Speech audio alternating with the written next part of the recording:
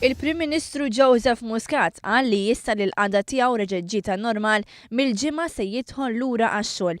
Dan wara l-inċident li seħħ nhar il-Ħadd 6 ta' April waqt attività politika fiż-Żurrieq. F'kumment li tan ħamis filgħodu waqt il-breakfast show fuq l-istazzjon tar-radju ta' One, il-Prim Ministru qal li din kienet esperjenza li kienet inkwetanti ferm. Ħanippruvaw nagħmlu ġurnata li mhux in-normali tagħna, Glenn, ġifieri ħanippruvaw nagħmlu ġurnata mid-9 sal-5 l-ġurnata normali tagħna tkun ferm it-twal tkun sal-10 ta' bil-lejl. Ħanippruvaw nagħmlu sal-5. Nhar is-Sibt 12 ta' April il-Prim Ministru flimkien mal-attivisti kollha tal-Partit Laburista qegħdin iħeġġu iktar volontira jingħaqdu mal-partit biex din il-kampanja elettorali tkun waħda magħquda u rebbieħa.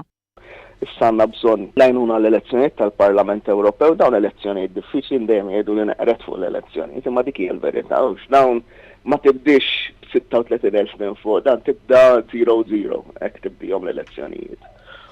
Il-Prim Ministru fakkar li l-Partit Laburista huwa ibbażat fuq dawn il-volontira għaliex huma jwasslu l-messaġġ tal-partit.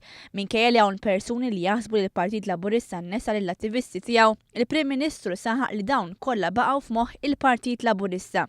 Jista' jkun hemm li hemm każijiet ta' persuni li forsi jgħidu qed isma' jien għadni ma qdejtx u dan l-affarijiet kollha jien dejjem ngħid li nista' madwari dejjem nisimgħu li dawn il-persuni għax anke jekk tidher xi ħaġa żgħira għal dik il-persuna tkun xi ħaġa kbira ħafna.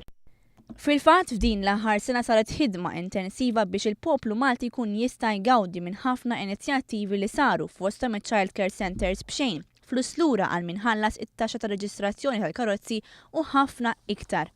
Il-Prim Ministru fakkar ukoll li l-attivitajiet politiċi se jkomplu minn nhar il-Ħadd fil-lokalità ta' Ħattart.